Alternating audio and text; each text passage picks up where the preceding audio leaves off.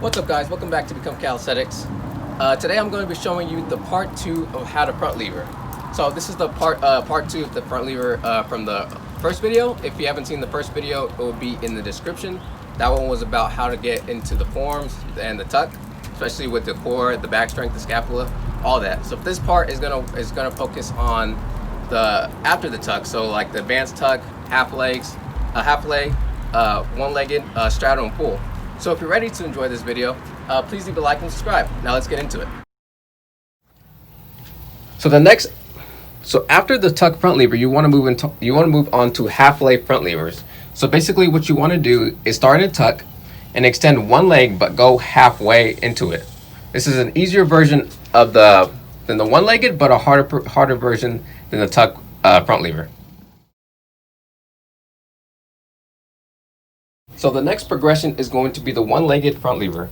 Now what you want to do is start in a tuck, go into that half leg from the earlier, and then try to extend that half leg into a full with one of your legs while keeping the other one tucked. This is going to be a harder progression than the half leg and a harder progression than the tuck. So make sure you're prepared when doing this exercise.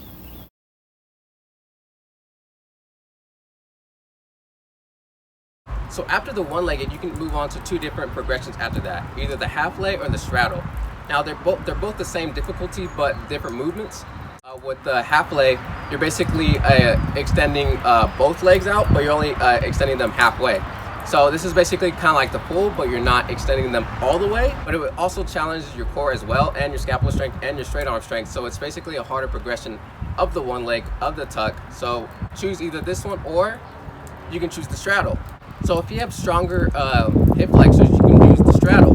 The straddle variation basically is you're extending outward like into a pull, but instead you're having your legs more spread apart, more in a V-shape position. So instead like this, like I said, they're both the same hard progression, but depending on your skill level and maybe on your hip flexor strength, your hip strength, choose either these two of the progressions, and they both work exactly the same. So I recommend doing half leg and then straddle, or you can even go straddle and half leg. But whenever I did it, I went from half leg to straddle because I didn't have a good amount of hip flexor strength. So if you don't have a good amount of hip flexor strength, go half leg, and if you do, go straddle. But like I said, you'll get the same amount of progression, and it'll be both beneficial.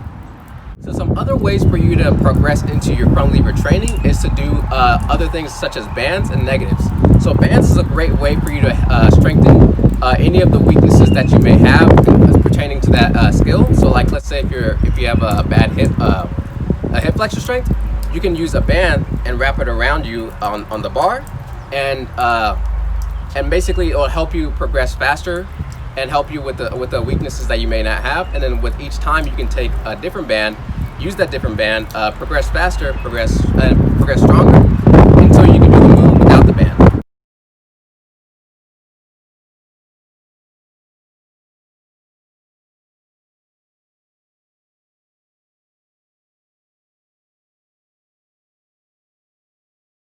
Like I said, whenever you do the band, you can wrap around your hip and do that way, or you can wrap, if you're on a higher bar, you can wrap it around your feet.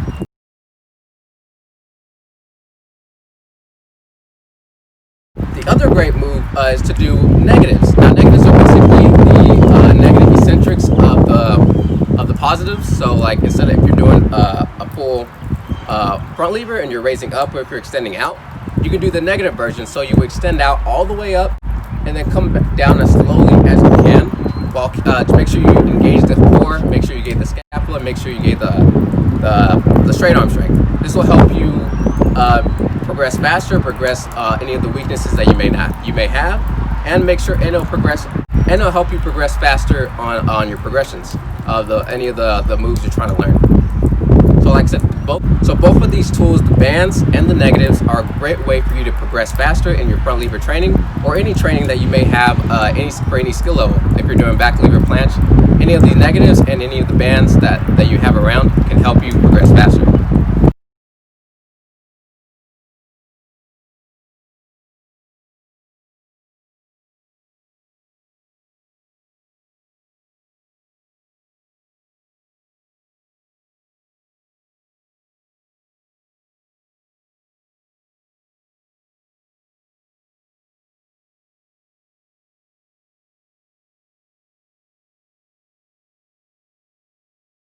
So after that, you put all the progressions together, and then you get the full front lever. Now, like I said, this one's a more challenging version of all the other progressions because you're having your leg all the way straight out. Your hip flexors are more engaged. Your core strength is more engaged. Your scapula is more engaged. Your straight arm strength is more engaged.